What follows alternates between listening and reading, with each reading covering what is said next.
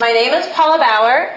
I'm a resident of rural Utah County, and I'm District 6 Precinct 30 chairperson, and I'm also director of Brush Fire Alliance Incorporated. After overwhelming testimony about disenfranchisement from rural residents all over the state, it's hard not to feel like we were told to shut up and sit down, because map L83 feels like a slap in the face to many rural residents. Given the hand-wringing by former commissioners over potential lawsuits caused by county divisions, and the fierce opposition to L37 or L82 and similarly drawn maps, it's hard to believe that L83 was approved, since it divides even more counties than many of the previous maps which were rejected. So it's hard to understand how the litigation-phobic souls support the flip-flop, contrary to the stated reason for opposing many sane redistricting proposals that were put forward. Counties have to be divided, and it's evident, given the number of commission votes required for passage, which criteria is considered more critical by Idaho statutes. Because it only requires 4 votes to divide a county, but it requires 5 votes to create a district without adequate road access, like District 2. Or to divide current precinct lines, which supports the rational conclusion that division of counties is not considered the most critical issue. The wording in the statute, I believe, is to keep counties together as much as possible. Is that not correct? That is correct. Which demonstrates the understanding that counties are going to have to be split. It's unavoidable. Now, some have approached redistricting in a very partisan manner with strong protectionist agenda over their perceived strongholds. And this was made very clear in public testimony in the past. However, those petitioning for better representation for rural areas, regardless of party affiliation, feel our voices are ignored in favor of the larger population centers.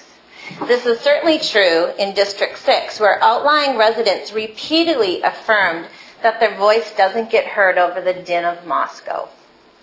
Maps like 37 or the later L82 were not drawn to protect regions held by either party or to protect incumbent seats. It was drawn with the voters in mind in an honest effort to create fair and sane districts around strong shared community interests. And I stated in earlier testimony before last commission that the rural mindset is about the most basic way people identify themselves. You either love rural life or you like city life. There's nothing wrong about either one, but that distinction is a strongly held value that transcends race and religion and income level and party affiliation or employment factors like where you work. How many people do I know that work across the state lines, or they work at the University of Idaho, but they're willing to drive an hour and a half to get home because they like rural life. To them, it's an important value. People are typically not ambivalent about the urban-rural distinction. So maps like L37 and the later version, like L82, have broad support from the rural people of District 6. And I didn't bring the petitions up, but I have signed petitions from a lot of residents in District 6. And I wish we could have concentrated more effort to inform voters in our area and gather signatures, but busy lives and young children preclude spending a lot of time traveling around the county to share with people. But for the small amount of time that we collected signatures, I can tell you the response I got from the rural residents was, "Get away from Moscow, I'll sign that, give it here." That's about all it took when we were explaining it to people, because they feel disenfranchised, like they do not have a voice. And so the support for L37, which was the one that's listed on the petition, was very strong because they felt like they were being joined together with a stronger community of interest. And L82 does the same thing.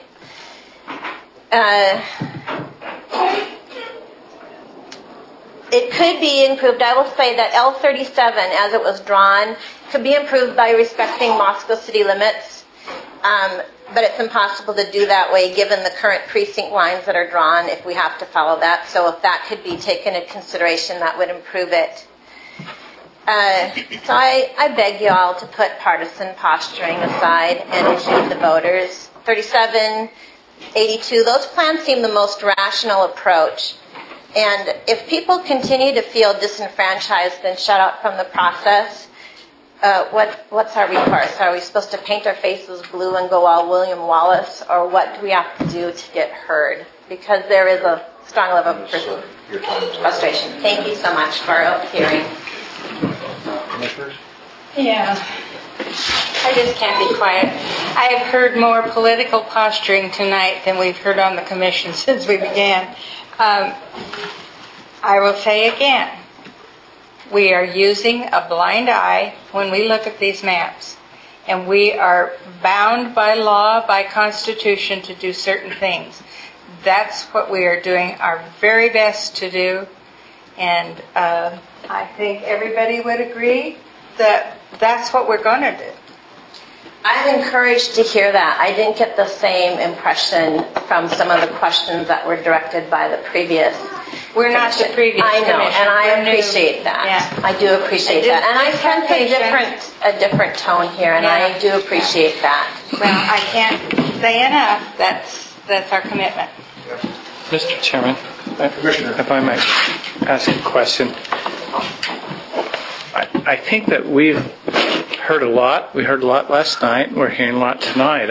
Our hope is to do exactly what you're saying, to keep rural life, but also to let urban life exist.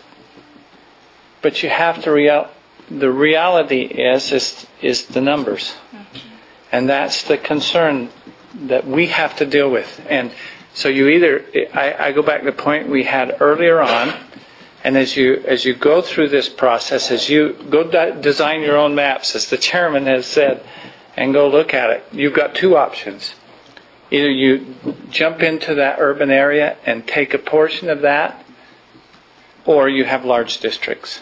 Our state, that's the way it's laid out. Now, I appreciate the discussion on north and south, and whether they run this way or run this way, but I think that as you continue to go through this discussion, we want to reassure you just 100% that this commission is looking at fulfilling the law, not putting people in positions. Okay? I appreciate that. Thank you. Thank you.